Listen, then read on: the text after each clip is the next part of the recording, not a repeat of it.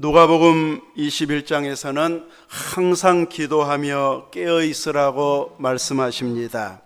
그 다음 장에 보면 예수님의 제자들과 최후의 만찬이 있고, 또 베드로를 향해서는 예수님을 모른다고 부인할 것에 대해서 말씀하셨습니다. 그에 앞서서 예수님은 항상 깨어서 기도하도록 이렇게 말씀했는데, 이 말씀이 오늘 우리들에게는 말세에 일어날 징조들을 보면서 주님의 재림의 때가 가까운 줄을 알고 항상 깨어서 기도하라고 하는 이런 말씀으로 받게 되어지지만, 당시의 제자들에게는 다가올 고난의 때, 십자가를 지심과 그 부활에 대해서 말씀하신 그 말씀을 기억하면서 더욱 깨어 기도하라고 하신 말씀이었습니다. 이런 주님의 권면을 제자들은 제대로 헤아리지 못함으로 인하여서 이 말씀을 주셨음에도 불구하고 유다는 사탄의 미혹을 받아 대제사장에게 예수님을 넘겨주겠다, 그들은 돈을 주겠다, 이런 약속을 하게 되고, 제자들도 이해를 못해서 서로 자기들 중에 누가 크냐 하는 것으로 다툼을 일으키게 되어지고, 그리고 베드로는 만찬석상에서 주와 함께 옥에도 죽는데도 가기를 각오했다고 장담했지만, 주님 말씀처럼 닭 울기 전에 3번 모른다고 부인하는 자가 되어버렸습니다. 주님께서 주신 그 전에 말씀하셨던 항상 기도하며 깨어 있으라는 말씀을 이해해서 예수님과 함께 같이 기도하는 자리에 있었으면은 이런 시험을 이겨낼 수도 있었을 터인데, 이제 주님의 말씀을 헤아리지 못했고 그 일들이 자기에게 다가올 것이라고는 생각하지 못하다 보니까 간절한 마음으로 받지 못한 결과가 이런 실수와 실패의 길로 가버리고 말았습니다. 우리들도 내가 철저히 깨어있지 아니하면 주님 재림의 때에 흐트러진 제자들의 모습이 내 모습이 되어질 수도 있습니다. 우리는 이런 흐트러진 제자들의 모습이 아닌 오순절 강림 이후의 제자들의 모습처럼 주님을 사랑하고 복음을 사랑하는 자들이 되어져야 할 것입니다. 오순절 성령 강림 이후의 제자들의 모습은 감옥의 위협도, 죽이겠다고 하는 위협도, 또 수많은 핍박에도 불구하고 그들은 복음 전하는 것을 결코 포기하지 않았습니다. 이렇게 할 수 있었던 것은 오순절 성령 강림과 매일 깨어서 기도하는 자들이 되었기 때문입니다. 막 식사 준비하는 동안에도 베드로는 보면 또 지붕 위에 올라가서 간절히 기도하다가 환상을 보는, 그래서 고넬료를 만나러 가는 이런 모습이 이제 오순절 이후에 그들의 모습이었기 때문에 그 엄청난 핍박을 통해서 예수 믿어도 핍박이 이렇게 심하네, 예수 믿어도 좋은 일이 하나도 없네, 이러면서 낙심하는 것이 아니라 오히려 더 열심히 전함으로 인해서 핍박 때문에 도망 다녀야 되기 때문에 오히려 복음 전파가 빨라지는, 선교가 더 빨리 확장되는 이런 결과물이 나오게 하는 이런 놀라운 은혜를 경험하게 되어집니다. 오늘 우리들 중에서도 그렇게 열심히 기도하고 주님 일에 헌신했는데 뭔가 잘 안 풀린다고 생각하는 것 때문에 낙심해서는 안 될 것입니다. 그것 때문에 오히려 주님은 우리를 통해서 이루시고자 하는 또 다른 일들이 있음을 알고 어떤 상황에서도 낙심하지 아니하고 항상 깨어있고 기도하는 자리에 있기를 주님의 이름으로 축원합니다. 아멘. 이제 오늘 말씀은 여호수아에 있는 말씀입니다. 여호수아 3장에서 이스라엘 백성들은 광야 생활 40년 동안에 간절한 꿈이었고 수건 사업이었던 요단강을 건너서 가나안 땅에 발을 내딛는 역사적인 순간을 여호수아 3장에서 기록하고 있습니다. 법궤를 맨 제사장들이 요단강 물에 그들의 발이 들어섰을 때에 흐르던 강물이 끊어지게 됩니다. 강물이 흘러내려오다가 끊어져 버리면 그 옆쪽으로 사방으로는 쌓이게 되겠지만 이스라엘 백성들이 건너는 땅은 마른 땅으로 이렇게 건널 수 있는 이런 기적을 경험하면서 건너게 되어집니다. 요단강이 영산강처럼 큰 것은 아니기 때문에 가보면 실망하기는 하지만 그 어마어마한 숫자들이 이제 마른 땅으로 건넜다고 하는 것 자체만으로는 엄청난 기적이었음에 틀림없습니다. 홍해를 건너게 하셨던 하나님은 이제 그들에게 요단강을 건너게 했고, 사도 바울은 고린도전서 10장 2절에서 모세에게 속하여 다 구름과 바다에서 무엇을 받고? 세례를 받고. 이스라엘 백성들이 홍해를 건넌 사건을 바울은 영적으로 해석하면서 세례받은 사건이었다, 이렇게 기록하고 있습니다. 요단강을 건넌 사건도 틀림없이 그런 의미가 부여된 사건이 되어졌을 것입니다. 하나님께서는 창세기 1장 1절에 태초에 하나님이 천지를 창조하시니라 하면서 하늘과 땅을 창조하셨다고 말씀하고 있습니다. 그런데 그 땅은 물에 잠겨있는 땅이었습니다.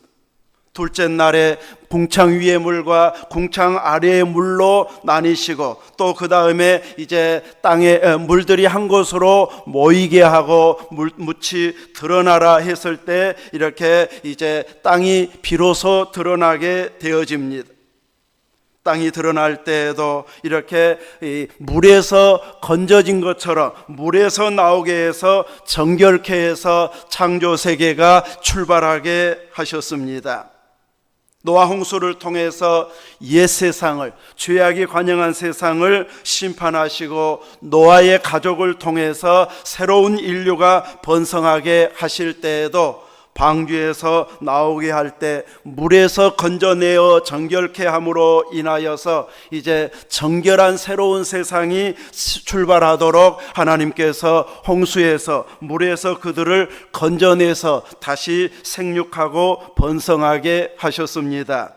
이스라엘을 애굽에서 나오게 하실 때에도 홍해를 건너게 해서 세례를 받게 하시고, 가나안 땅에 입성할 때에도 요단강에서 세례를 통해 정결케 하셔서 하나님의 백성으로, 하나님을 왕으로 모시는 백성으로 사는 새 출발을 할 수 있도록 은혜를 베풀어 주셨습니다.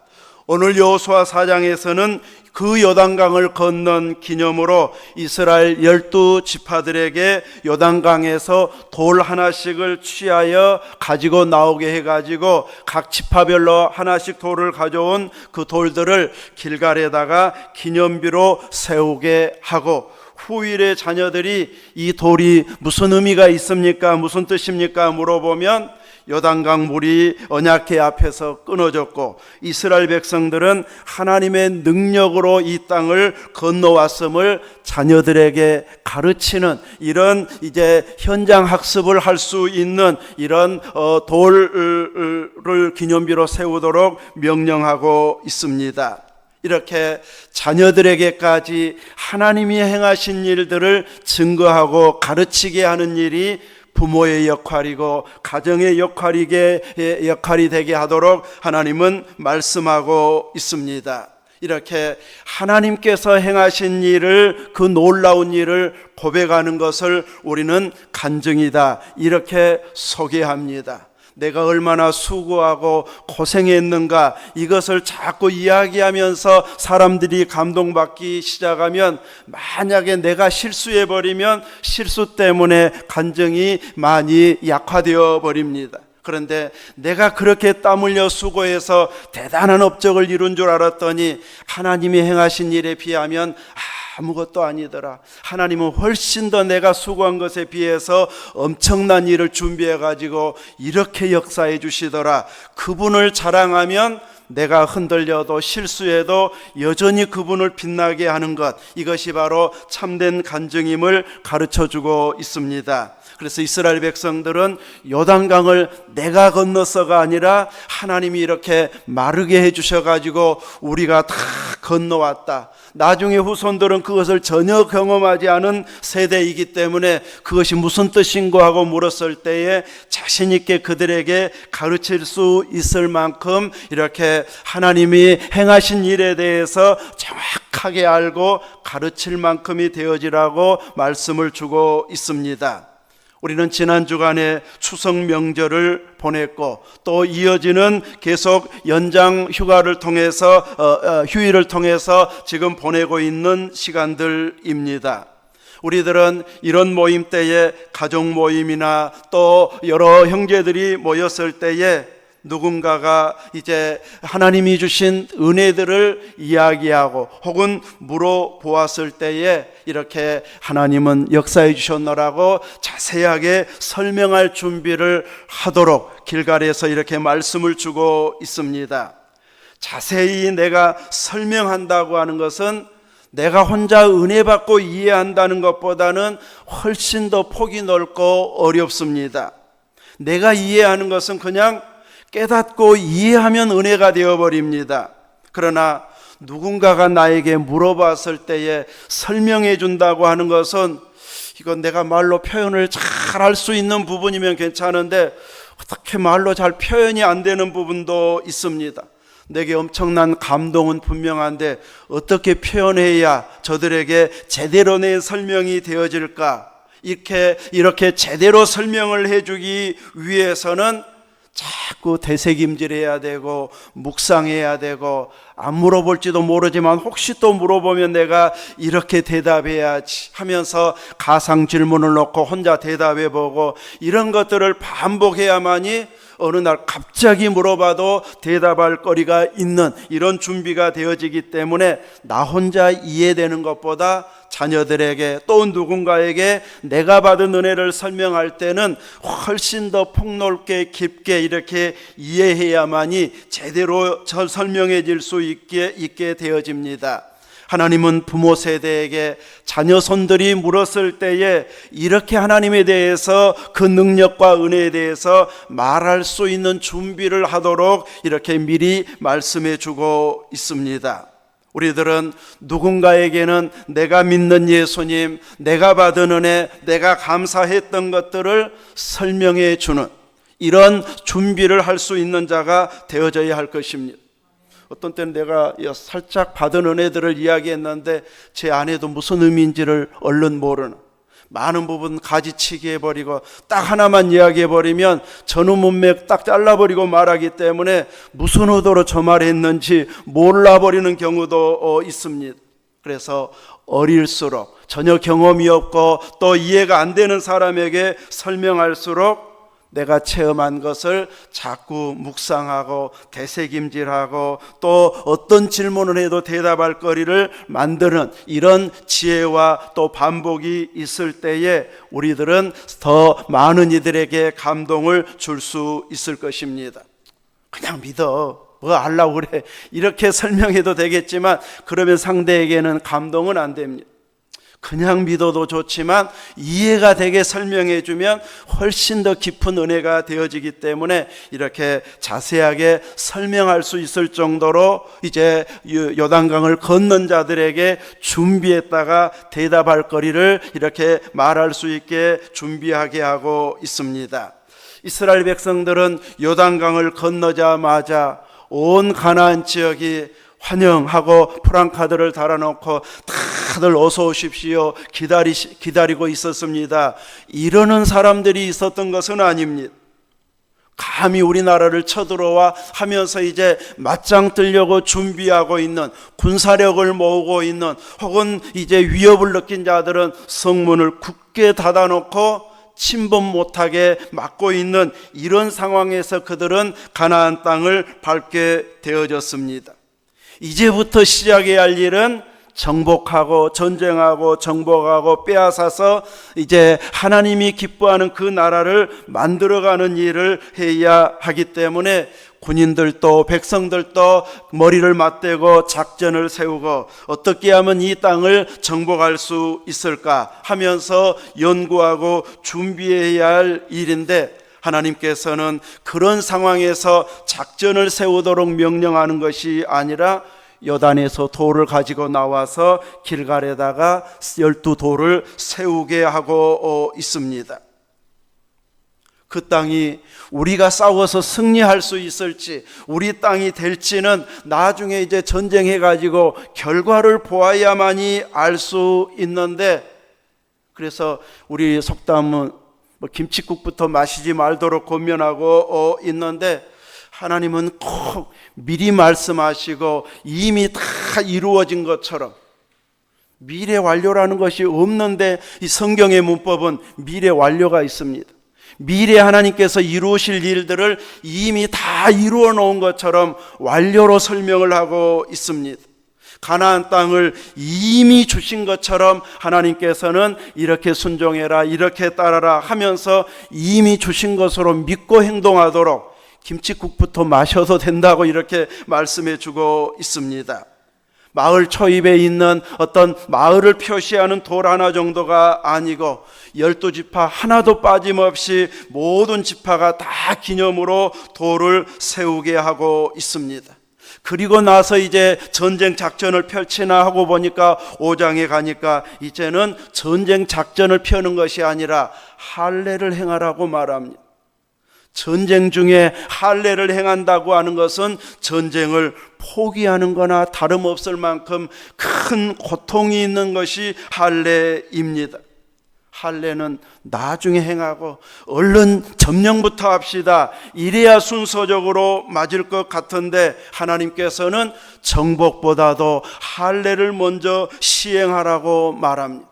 우리는 어떤 조건을 찾아보고 결과가 기대되면 그 길을 가려고 하는데, 하나님께서는 먼저 할례를 행하라, 하나님과의 관계부터 먼저 온전하게 설정하게 하고 이제 애굽에서의 삶을 척결하게 하는, 옛 것을 끊어버리는 이런 결단을 내려서 하나님과의 좋은 관계 속에서 출발해야 그 나라가 온전한 기반 위에 세워지기 때문에 할례부터 먼저 시행하게 하고 있습니다. 여호수아 6장에서는 이제 싸우나 했더니 여리고성을 매일 한 바퀴씩만 돌고 오라고 말합니다. 말도 못하게 하고, 말하면 또 거기서 불평하는 사람이 생겨날 수 있습니다. 그러면 맞아 이런다고 성이 무너질까? 하나님 또 왜 이렇게 돌게 만들지? 이러면서 딴소리할 사람이 꼭 생겨나기 때문에 아예 아무 말도 하지 말고 그냥 명령에 순종해서 법궤를 뒤따라가면서 매일 한 바퀴씩, 7째 날에는 그날만은 7바퀴씩 돌게 하는, 이것이 무슨 점령하는 것과 의미가 있는가 싶은데, 하나님은 계속해서 정복과는 전혀 상관없는 이런 명령을 내리면서 가나안 땅을 향해서 발을 내딛게 하고 있습니다. 사람의 생각으로는, 우리의 생각으로는 저거 안 맞는 것 같은데 하면서 참여하기 싫어하는데, 이렇게 하나님께서 명령을 내리면 참여할 필요가 없다, 안 맞는 것 같다고 하는 것은 내 생각이고 사람의 생각입니다. 하나님의 일을 할 때는 내 생각을 내려놓아야 하나님의 은혜의 역사가 진행이 되어집니다. 이렇게 내가 내 생각에 맞지 않은 것 같아도 말씀하시면 또 순종하면 그대로 따르는 것, 순종하는 것이 믿음임을 성경은 말씀하고 있습니다. 내 생각이 강하고 자기 이론이 강하고 자기 주장이 강한 사람은 믿음이 깊어지는 것이 정말 어렵습니다. 그것을 다 자기를 설득할 수 있을 만큼이 되어져야 되는데, 자기가 이제 논리로 궁금해하고 또 반대편에 서서 논리를 펴고 있는 것을 설득해 줄 사람은 그렇게 많지도 않습니다.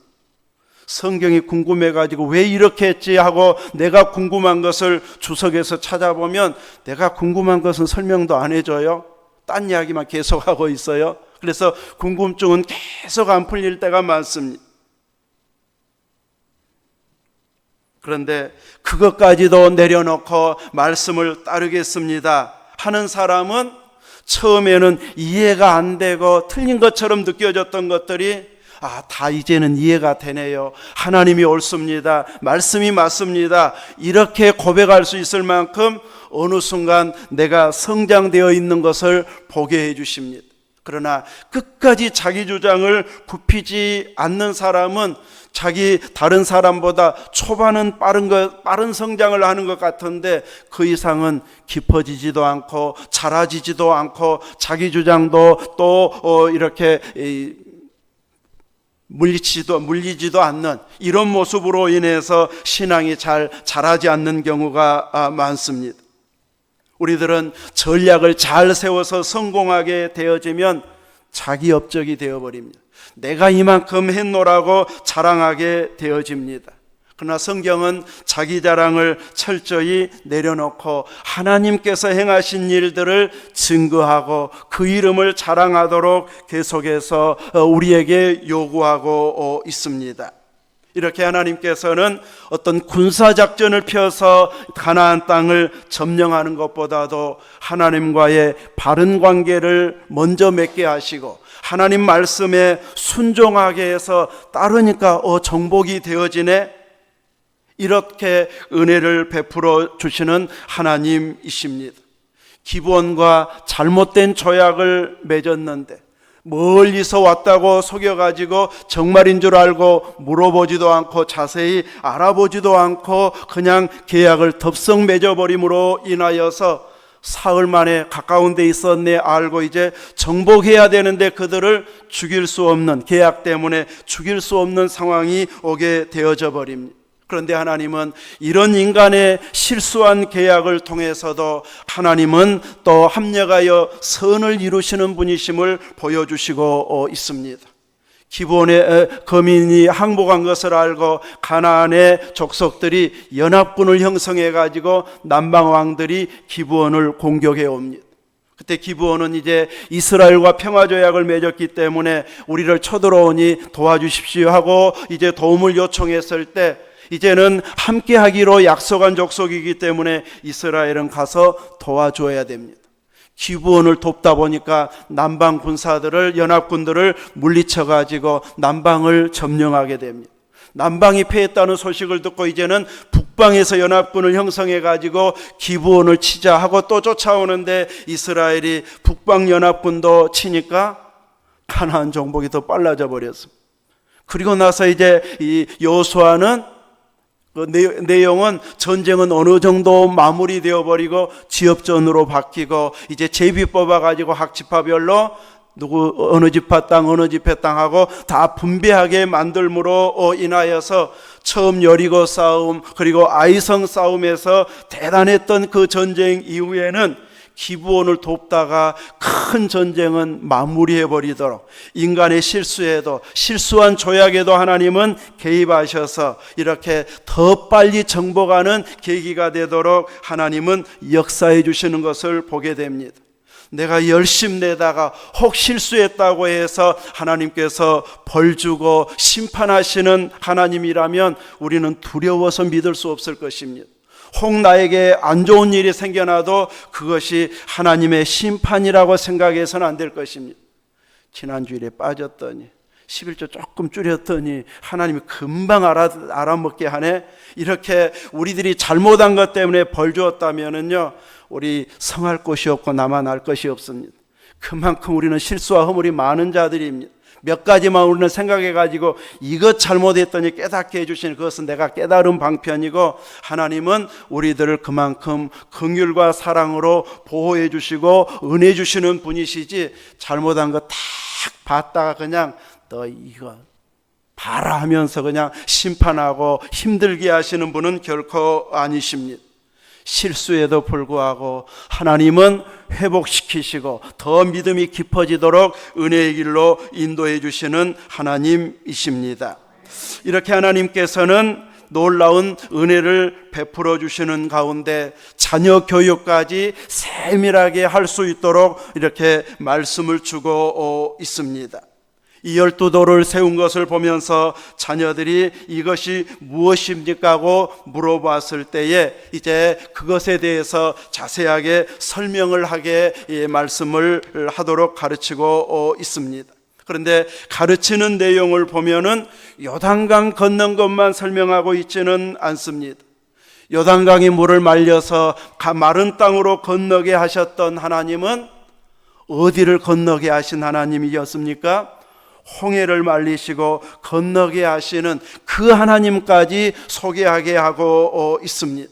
그래서 돌들을 설명하다가 요단강 건넌 것을 설명하고 요단강 건넌 것을 설명하다가 그 조상들이 홍해를 건넌 일을 설명하게 되어지고 또 홍해 건넌 것을 설명하다 보면 왜 애굽의 그 백성들이 애굽에서 살게 됐는지 거슬러 올라가다 보면 아브라함과 이삭과 야곱과 요셉에 대한 모든 과정들을 쭉 설명하다가 보면 이스라엘 전체의 역사를, 하나님이 그들을 택하여 선민되게 하신 일들, 구원의 역사들을 다 설명하는 계기가 만들어지게 되어집니다.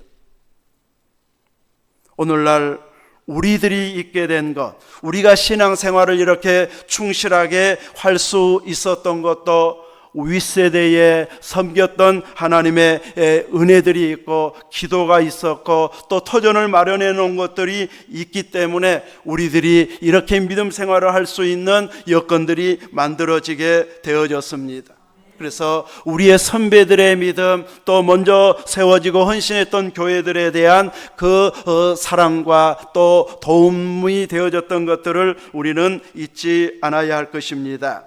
이렇게 하나님께서는 거슬러 올라가서 하나님의 역사를 기억하도록 하면서 요단강을 건너게 하신 하나님의 의도에 대해서 두 가지로 말씀해 주고 있는데, 첫째는 가나안에 살고 있는 사람들에게 이스라엘의 하나님이 얼마나 강한 분이신지를 그들이 알도록 하기 위해서 요단을 마른 땅으로 건너게 하셨다고 말씀합니다.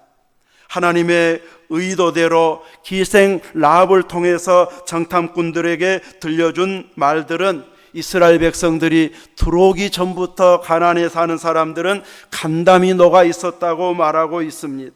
하나님의 의도한 반응이 이미 일어나고 있었습니다. 홍해를 건넌 사건, 애굽에서 일어난 여러 징조들과 또 하나님의 징계하신 이런 일들, 그리고 요단강을 건너는 그 일을 보면서 애굽에서 그 사건들이 일어난 것으로 끝나지 않고 홍해에서 들었던 그 소문들이 진짜 맞았네, 요단강을 건넌 거 보니까 그 하나님이 진짜 능력의 하나님, 살아계신 하나님이어서 우리 땅을 다 정복하는 것 맞겠네, 이렇게 이스라엘 백성들의 하나님이 얼마나 강한 하나님이신지를 온 가나안에 살고 있는 사람들이 알고 이렇게 그 하나님을 두려워하게 만드는 데 의도가 있음을 밝히고 있습니다. 또 하나는 이스라엘 백성들을 향한 의도였습니다. 택한 선민 이스라엘에게는 항상 하나님을 경외하도록 하기 위함, 오늘 말씀의 제목처럼 하나님을 항상 경외하도록 살아계신 하나님을 현장에서 그들로 하여금 목격하게 하고 있습니다. 믿음을 가진 사람들, 이미 신앙생활하는 사람들은 아무런 시련이 온다 할지라도 변함없이 하나님을 경외하는 믿음의 길을 걸어가야 할 것입니다. 우리가 하나님을 의식하고 경외하는 이런 믿음이 있다고 하는 것은 내 신앙이 살아있다고 하는 증거입니다.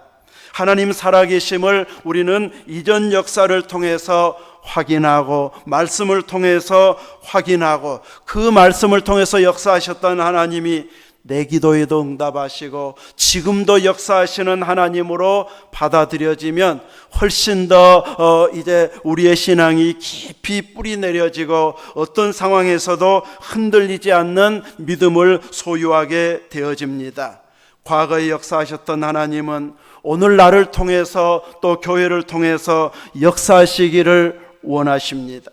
그 하나님의 역사하심을 우리는 느낄 때마다 감사로 표현하고 찬양으로 표현하고 믿음의 고백을 통해서 표현해서 나는 이렇게 하나님의 은혜를 경험했습니다 하고 나누는 삶을 살아갈 수 있어야 되고, 더 나아가서 가족들에게는, 또 내가 전도해야 할 전도 대상자들에게는 어떤 질문을 해도 자세하게 설명할 수 있을 만큼 내가 만난 하나님을 설명할 수 있는, 고백할 수 있는 이런 믿음의 체험들이 여러분의 일상의 믿음 가운데, 기도 가운데 더 풍성한 간증으로 나타나서 고백이 되어지는 신앙 될 수 있기를 주님의 이름으로 축원합니다. 아멘. 기도하겠습니다.